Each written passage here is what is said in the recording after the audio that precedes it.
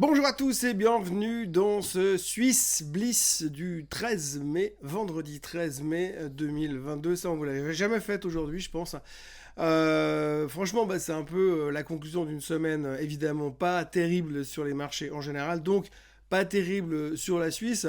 On a vu que ces derniers jours, c'était très très compliqué évidemment, donc la Suisse ne fait pas exception. On suit un peu le mouvement. Si on regarde un petit peu la performance des indices globaux,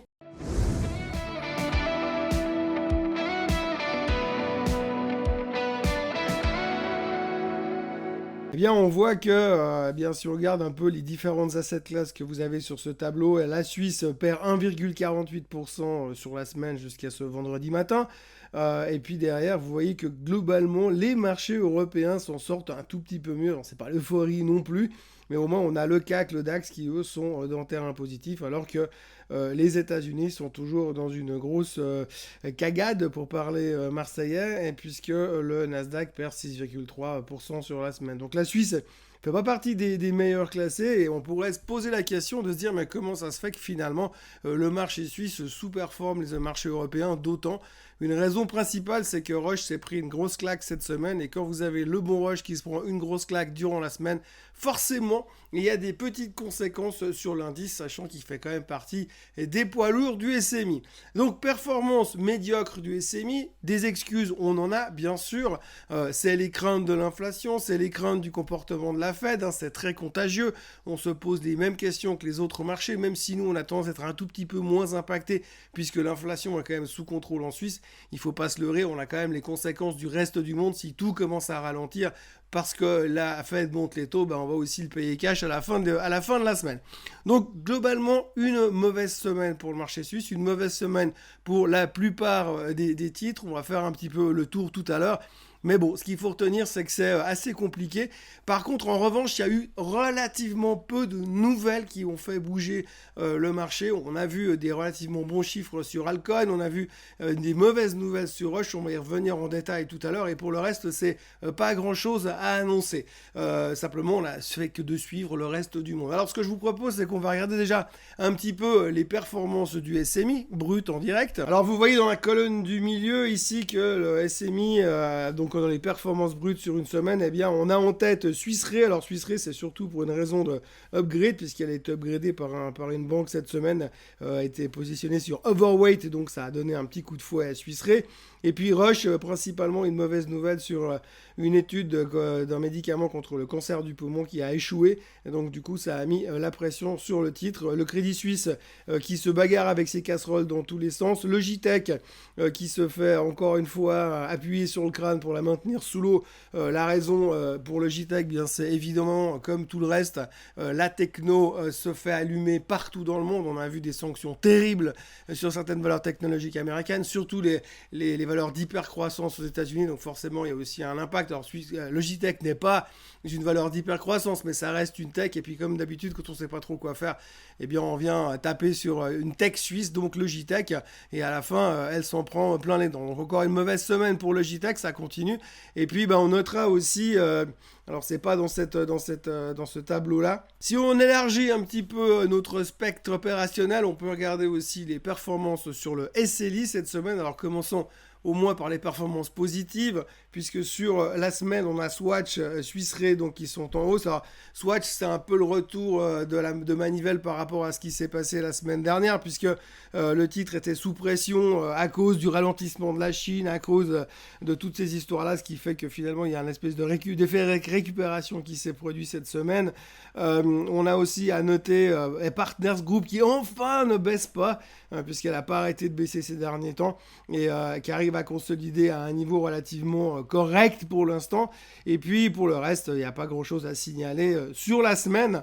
Par contre, du côté des performances négatives, donc sur les performances négatives, évidemment, on retrouve Roche, Sonova, Sika, Crédit Suisse et puis Temenos. Alors Temenos, si elle baisse aujourd'hui, c'est cette semaine, c'est parce que finalement, vous savez, il y a toujours ces rumeurs de takeover. Alors, le gros avantage d'une rumeur de takeover, c'est que ça fait monter en titre. Le gros désavantage des rumeurs de takeover, c'est que quand ça ne se confirme pas, ça fait baisser le titre. Donc du coup, bah voilà, il n'y a toujours pas eu de confirmation sur le takeover de Temenos. Résultat, le titre reste sous pression cette semaine. Donc voilà, en gros, on peut pas non plus dire que c'était une semaine extraordinaire. Donc moi, ce que je vous propose simplement aujourd'hui, c'est qu'on va faire un point technique sur chacune de ces actions négatives, les 4-5 pires de la semaine et les 4-5 meilleurs de la semaine. Et puis on va regarder déjà techniquement ce que ça représente. On va déjà faire le tour des indices pour commencer. Et puis on va regarder où est-ce qu'on se situe pour le moment. Mais évidemment, comprenez bien qu'en ce moment, la Suisse est extrêmement liée à ce qui se passe dans le reste du monde. Donc il faudra tenir compte du fait que, comme je l'ai dit ce matin dans le Morning Bull Live, le S&P 500 est à ça de rentrer en bear market, à 3857, j'ai oublié à combien exactement, mais pas loin dans ces eaux-là. Et donc du coup, si ça rentre en bear market, ça va nous poser quand même problème. On verra aussi sur les graphiques que les tendances sur la Suisse sont en train de repartir un petit peu en direction du sud. Et ça, c'est pas forcément très rassurant. Enfin, tout de suite, on attaque l'analyse technique du côté des indices. Alors voilà, sous vos yeux, vous avez le SMI. Alors le SMI qui est dans une configuration baissière, bien sûr. Alors on va essayer de voir le positif et le négatif. Alors déjà, ce qu'il faut retenir pour commencer, c'est qu'on a quand même une tendance descendante sur le SMI. Celle-là, on la connaît. Ce canal qu'on a ici, canal qu'on peut highlighter en le prenant comme ça et comme ça. Donc canal descendant sur le SMI. Alors, il y a quelques semaines en arrière, on était dans une espèce d'euphorie et on a eu cette sortie de canal où on est allé chercher cette tendance haussière sur le SMI, tendance qui n'a pas tenu le coup et qui a fini par redescendre globalement en direction de cette tendance baissière. Alors maintenant, ce qu'il faudra retenir ici, c'est qu'on est en train de lutter pour ne pas rentrer de nouveau dans ce canal baissier, même si aujourd'hui on est dans un canal que l'on considérera quand même légèrement parallèle sur cette descente du SMI. Mais pour l'instant, on est en train de lutter pour ne pas re-rentrer dedans. On voit que hier, on s'est bien positionné dessus, on a juste rebondi là où il fallait. Et puis, on a l'air de vouloir consolider. Mais là, encore une fois, ça dépendra un petit peu de ce qui se passera sur le reste des marchés mondiaux. Et si New York ne nous fait pas un truc bizarre à la fin. Là en bas, vous voyez aussi que les stochastiques sont relativement bien orientés et qu'il y a un petit espoir d'avoir finalement une semaine un petit peu plus positive sur le SMI la semaine prochaine. Mais de nouveau, une grande partie de cette baisse-là est quand même due à des mauvaises nouvelles sur le bon rush. On y reviendra tout à l'heure. Ça pèse forcément sur l'indice et ça l'empêche aussi de remonter très très bien. Alors, on va essayer d'être constructif. Si on va voir un petit peu plus loin sur le SMI, eh bien, on voit qu'on a une tendance baissière, toujours sur le plus long terme, mais qui nous offrira quand même quelque part des supports dans cette zone des 10 400, 10 250, 10 300, si on venait à revenir dans cette zone-là ces prochains temps. Après, on va aller essayer de se dire que peut-être, tant qu'on n'a pas fait des nouveaux plus bas, si on reste dans cette configuration-là, on va effacer un peu ça pour que ça ne mette pas trop de traits sur la photo. Mais ici, on voit que c'est le dernier low, ce qu'on a fait en mars, il y a quelques semaines, et le nouveau low qu'on fait ici, qui est plus haut, donc on fait ce qu'on appelle un higher low. Donc ça, c'est peut-être le début de quelque chose. Allez, soyons fous, on a vraiment espoir que finalement, on arrive à quelque chose de positif sur cette... Quand on voit cette tendance haussière, on peut espérer que quelque chose de positif est en train de se développer sur le SMI. Ne sait-on jamais. Donc il va falloir surveiller très attentivement ce niveau-là qui passe par les 11 220, 11 230 sur le SMI. Ce serait bien qu'on arrive à rester dedans. Donc voilà, comme vous l'avez vu sur le SMI, eh bien, c'est pas évident, mais on a encore un tout petit peu d'espoir. Espoir d'être en train de construire quelque chose d'optimiste. On va s'accrocher un peu à la paroi. C'est vrai qu'aujourd'hui, on a quand même peu de nouvelles encourageantes sur le marché. Les gens sont extrêmement tendus. On n'a pas vraiment de réponse sur l'avenir et sur ce que va devenir finalement le marché financier avec cette violente inflation et ce risque de ralentir l'économie avec une hausse des taux. Donc on est très corrélé au reste des marchés. Et donc pour l'instant, effectivement, il peut y avoir quelques signes positifs. Si on termine cette semaine comme ça, on pourra dire qu'on est en train de construire une base et puis on pourra se baser sur ces niveaux de support. Ce qui est assez intéressant, c'est que quand on regarde le SLI, alors qui forcément lui a un peu le même type de configuration du SMI, puisqu'il y a toujours les mêmes gros poids lourds dedans, mais il y a quelques noms un peu plus fun à l'intérieur qui se présentent, et bien lui aussi retrouve une configuration un peu plus volatile bien sûr, mais là aussi on voit qu'on est venu se poser plus ou moins sur le haut de ce canal descendant. Alors canal descendant que l'on retrouve ici, hein, vous le voyez très clairement, on est venu aussi faire une incursion dans ce canal durant la semaine dernière. Et on voit que malgré tout, on a réussi à tenir et on reste quand même avec cette forme d'espoir. Et on retrouve de nouveau, bon évidemment, hein, comme je vous le dis, vous avez quand même pas mal de composants similaires, cette espèce de base qui est en train de se faire avec un higher low qui a été fait la semaine dernière, enfin cette semaine, pardon, à 1744 sur le SLI. Et il va falloir espérer qu'on ne revienne pas en dessous ces prochains temps. Donc là, si on est en plein délire optimisme et en pleine bouffée de bull market, le retour, on peut espérer qu'on va aller rechercher les 1840 sur le SLI durant la semaine prochaine avec un petit peu de retour d'enthousiasme. Qui sait, on peut souhaiter, on voit que là aussi, eh bien, vous voyez que les stochastiques, après une période d'hésitation, finalement semblent vouloir repointer en direction de la hausse. Donc on va essayer de s'encourager, d'y croire, de se motiver et de se dire qu'il y a encore un peu d'espoir. On va commencer par regarder maintenant les titres qui se sont fait allumer cette semaine, ceux qui ont le plus souffert, et on commence tout de suite avec le vainqueur de la semaine, le Bon Rush. Alors le Bon Rush, ils ont annoncé en début de semaine qu'ils ont une étude pour une maladie, pour le cancer du poumon dans l'oncologie, qui a échoué et qui finalement n'ira pas plus loin, que les taux de survie finalement des patients n'ont pas été suffisants. Donc l'étude tombe à l'eau. Ça a été très très très mal pris par le marché, bien sûr, puisque le titre perd quasiment 8% sur la semaine, et ça reste une question assez intéressante pour la suite des événements. Ça ne devrait pas changer grand-chose sur les fondamentaux du Bon Rush. C'est clair que ce genre d'événement, aujourd'hui, on est dans un marché qui est très épidermique, qui est extrêmement stressé, donc la moindre mauvaise nouvelle pèse énormément sur les titres, et il n'y a personne qui a envie d'aller jouer les héros en ce moment pour aller se repositionner sur le Bon Rush. Maintenant, il faut essayer de regarder les choses avec un regard un petit peu plus long terme, un peu plus reculé. Il faut quand même bien comprendre aujourd'hui qu'on est dans un environnement de marché extrêmement court-termiste. Je l'ai assez dit et répété en ce mois de mai relativement troublé.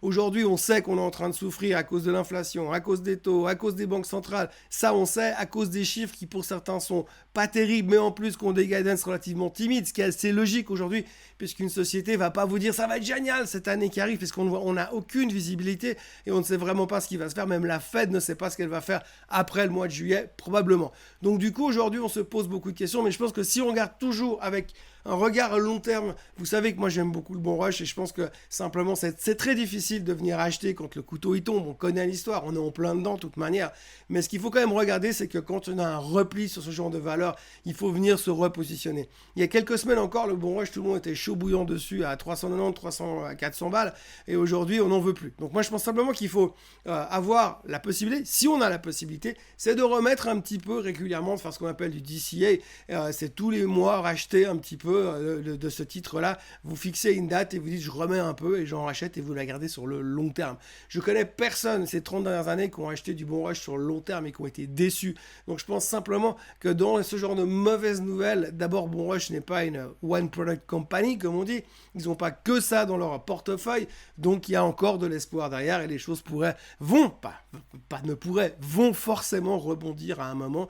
Donc il faut essayer de moyenner pour profiter de ces faiblesses sur le Bon Rush. Voilà. Si vous n'en avez pas, c'est très bien, commencez à monter une petite position et puis essayer d'accumuler sur le long terme. Mais je pense qu'il ne faut pas non plus paniquer et changer complètement d'orientation, parce qu'on on parle du Bon Rush, on parle de Rush, une des plus grosses pharma, la plus grosse pharma suisse. C'est pas non plus une boîte qui fait des voitures électriques aux États-Unis au hasard. Maintenant, on regarde le chart. Alors, je vous ai volontairement mis une échelle un peu plus longue. On voit le Bon Rush depuis juillet 2019 ici. Et vous voyez, moi, ce que j'aimerais vraiment bien vous montrer, c'est ce support qu'on a ici. Vous voyez cette tendance haussière qui date pratiquement de l'effondrement de la phase Covid, où le Bon Rush s'est descendu au plus bas à 278 francs. Et aujourd'hui, on est à 319. Je crois que quand on voit la qualité des résultats que la boîte a sortis pas plus tard qu'il y a une semaine en arrière, je pense qu'il faut juste arrêter, excusez-moi du terme, les conneries. Je pense qu'on a légèrement exagéré cette mauvaise nouvelle. Alors évidemment, ça arrive, hein. ça arrive et ça fait jamais plaisir de voir une société comme Roche qui annonce que finalement, il y a un médicament qui ne fonctionne pas. Mais je pense que maintenant, on peut clairement se dire que si ça, hein, vous avez un point ici, vous avez un point ici, vous avez un point là, vous avez même un point là, on peut chipoter avec celui-là encore, et puis maintenant vous avez celui-là. Si ça, c'est pas une zone de support, je vois pas comment ça s'appelle. Donc, moi, j'avais un target à 340 la dernière fois, 340 pour dire je rachèterais sur ce niveau-là. Donc, j'avais tiré ce point-là. On a cassé juste dessus, donc à 345. Moi, j'ai juste envie d'en reprendre encore. C'est peut-être de l'entêtement, vous me direz, mais globalement, techniquement, quand on revient sur des supports long terme comme ça, je ne vois pas non plus le pire qui pourrait arriver sur Rush. La problématique, c'est qu'en plus, vous avez UBS qui a downgradé le bon Rush il y a 2 semaines ou 3 semaines en arrière à ce niveau-là, tout en haut. Donc maintenant, vous avez tout l'UBS qui a réduit ses positions en rush. Donc en même temps, on peut se demander qui pourrait venir mettre encore beaucoup plus de pression vendeuse, surtout à ce niveau-là. Je ne vois pas la justification qui pousserait les gens à aller vendre du bon rush en dessous des 319. Voilà, ça c'est mon opinion technique, c'est aussi mon opinion fondamentale. Et je pense qu'à ces niveaux-là, il faut aussi commencer à arrêter de faire tout et n'importe quoi. Et je pense que ceux qui comprennent et qui maîtrisent le principe de la vente de put avec des strikes à ce niveau-là, ceux qui ont les capitaux nécessaires pour le faire, parce que c'est pas cadeau de faire des puts sur le bon rush, je pense que c'est relativement intéressant pour se positionner pour les 6 prochains mois. Le graphique suivant, c'est Sonova. Sonova qui est la deuxième pire performance du SMI cette semaine. Il semblerait qu'il n'y a rien eu de nouveau. Sonova va publier ses chiffres le 17 mai. Donc, soit il y a des gens qui sont mieux au courant que les autres, soit il y a des analystes qui ont déjà anticipé et qui ont downgradé un petit peu le titre. On revient sur une zone de support, hein, pas besoin d'avoir fait des grandes écoles d'analyse technique. Hein. On voit très clairement qu'on est en train de se repositionner ici. Et c'est plutôt encourageant, on va dire, d'un point de vue technique. Maintenant, c'est vrai qu'il faut espérer que les nouvelles qui vont sortir le 17 mai seront un peu plus encourageantes. Et puis ici, tout espoir n'est pas perdu. Si on arrive à tenir ces niveaux-là et que les choses se stabilisent, on peut avoir un espoir de remonter en direction des 385 ces prochains temps. Maintenant, pour l'instant, effectivement, de nouveau, ça dépendra du reste des indices. Mais là, on voit qu'on a quand même vécu une sale semaine.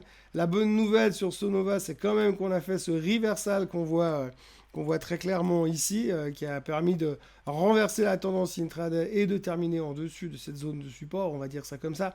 Donc c'est plutôt positif. D'un point de vue technique, j'aurais envie de me repositionner pour la semaine prochaine, mais encore une fois, attention, parce qu'il y aura les chiffres du trimestre qui sortiront, je le rappelle, le 17 mai. Le prochain titre et une mauvaise performance de la semaine, c'est Sika. Alors Sika, une des raisons de la débandade de ces derniers jours, c'est principalement à cause d'une acquisition qui date de il y a 2 ans en arrière, 3 ans en arrière au Maroc. Donc Sika a racheté une société mère qui détient une autre société au Maroc et elle n'a pas obtenu les autorisations nécessaires et n'a pas non plus fait les annonces nécessaires auprès du gouvernement marocain. Ce qui fait que dans la foulée, eh bien, c'est une mauvaise nouvelle. Donc le titre a été impacté. L'amende qui a été demandée par le gouvernement marocain est de 1 million de francs suisses, sachant que la transaction représentait 2,5 milliards. On peut quand même se dire que c'est un tout petit peu ridicule quand même comme impact sur les résultats de Sika.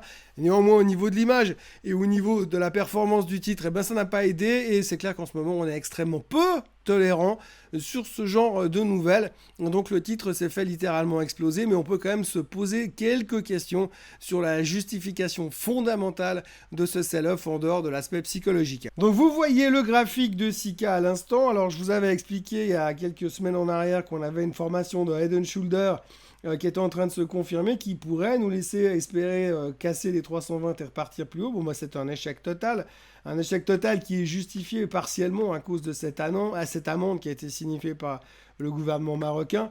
Le graphique ne ressemble plus à grand-chose, hein, pour être très très franc. Vous avez quand même une moyenne mobile qui a commencé à s'incurver vers la baisse.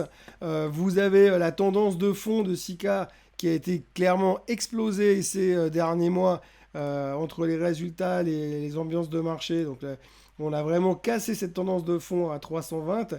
On a montré qu'on était incapable de repartir en dessus. Et donc là, on est revenu à des niveaux qui sont assez assez moche, puisqu'on est à 259 francs 80 ce matin sur Sika. Et difficile de dire s'il y a des espoirs de rebond. Je pense quand même, comme je vous l'ai dit, d'un point de vue strictement financier, que le rebond, il faut que la sanction qu'on vient de lui mettre sur la tête ces dernières heures, eh bien, c'était quand même injustifié pour le montant qu'on l'amende. Mais je pense que c'est plus une question réputationnelle.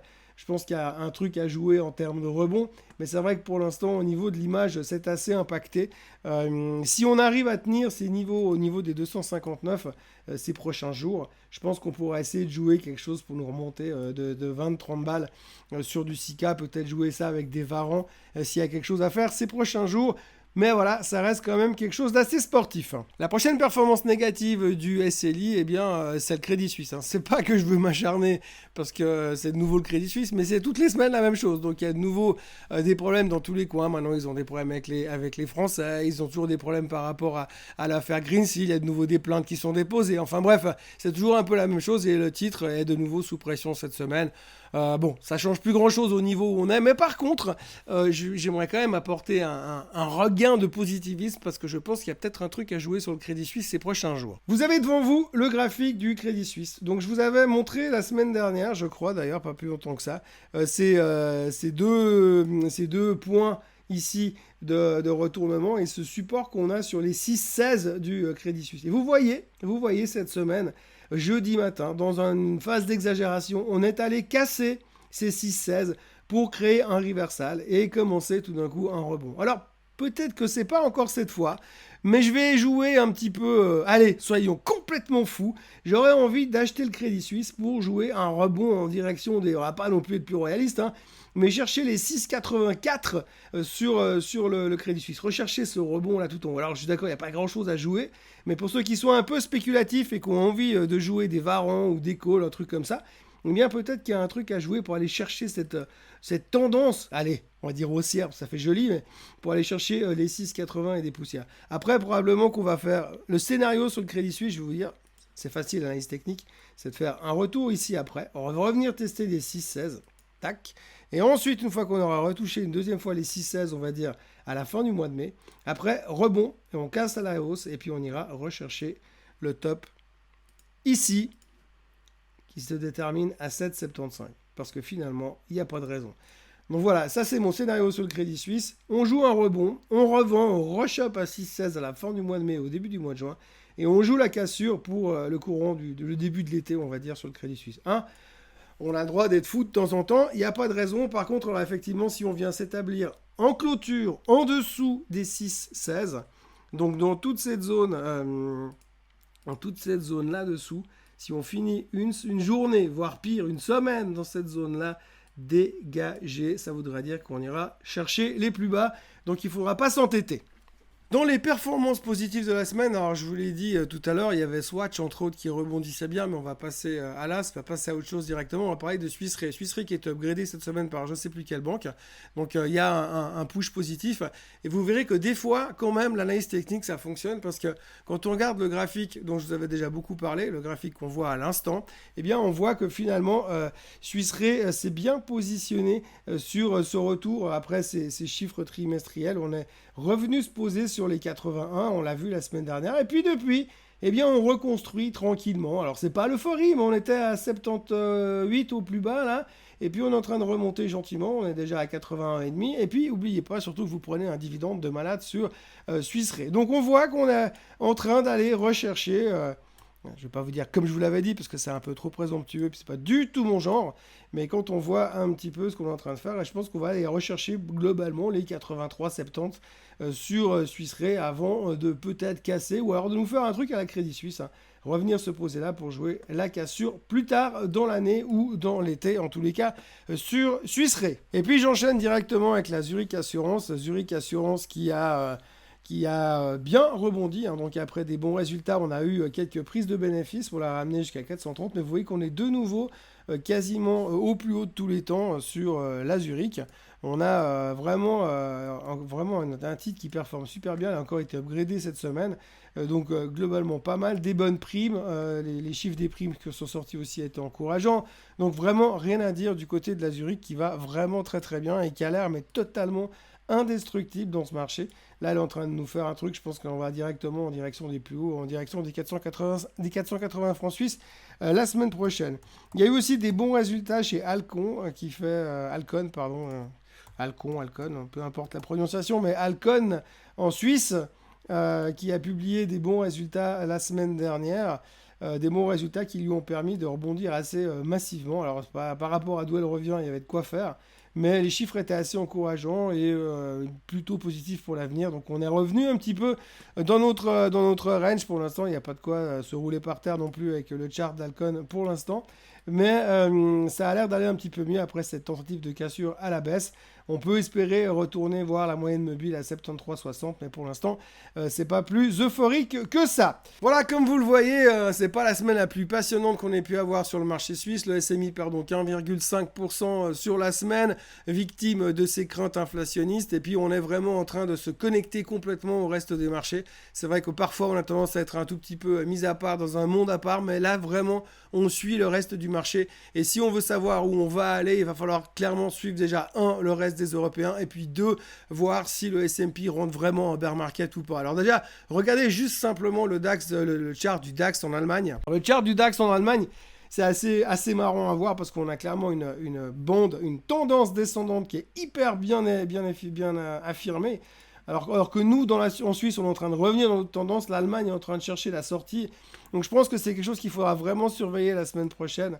C'est à quel moment on arrive à sortir de ce canal descendant. Si l'Allemagne ou la France, on va dire, parviennent à repasser en dehors de ce canal descendant et à commencer à reconstruire quelque chose, eh bien on pourra dire que la Suisse pourrait éventuellement peut-être faire le même mimétisme que les indices européens, à savoir commencer à construire tout simplement une nouvelle base pour pouvoir se poser sur quelque chose. Alors cette nouvelle base qu'on retrouve sur le DAX ici, je vous avais montré tout à l'heure sur le SMI, là on voit aussi on a l'ancien low et là on a le nouveau, ce qu'on appelle le higher low, et ce qui fait que pour l'instant on est en train peut-être de construire un rebond peut-être sur le marché européen, mais évidemment tout ça sera remis en question, disséqué, envisagé et peut-être possible grâce à la performance des marchés américains. Il faudrait qu'eux parviennent à réinverser la tendance. Voilà donc ce qu'on pouvait dire aujourd'hui sur ce marché suisse qui aura été malmené encore une fois cette semaine. On espère que la semaine d'après sera un tout petit peu plus sexy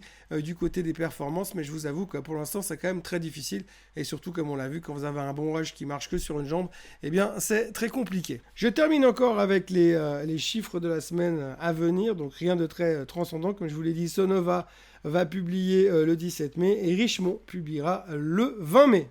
Et puis on terminera encore avec le calendrier des dividendes qui seront détachés la semaine prochaine. Alors rien de très intéressant la semaine prochaine sur les grands titres. On notera que 3M en l'occurrence c'est une boîte américaine cotée en Suisse qui détache en dividendes, mais pour le reste il n'y a pas grand chose à signaler de ce côté-là. Voilà, c'est tout pour ce Swiss Bliss du 13 mai 2022. Quand on regarde les indices à l'heure où je vous parle, on a l'air de bien s'en sortir. On a l'air de voir que les marchés tiennent encore. Il y a un tout petit peu d'espoir, comme je vous l'ai montré sur les graphiques, pourvu que ça dure, pourvu que ça tienne et pourvu que la semaine prochaine soit un tout petit peu plus souriante que celle que l'on vient de vivre. N'oubliez pas de vous abonner à la chaîne Suisse Côte Suisse comme d'habitude pour avoir le Swiss Bliss, les autres vidéos de Vincent et moi-même et le Morning Bull de lundi matin qui revient bien sûr comme tous les lundis, comme tous les mardis, comme tous les mercredis, comme tous les jeudis et comme tous les vendredis avec de la voix ou sans la voix. Passez un excellent week-end et je vous retrouve lundi matin pour le prochain Morning Bull Live. Bye bye.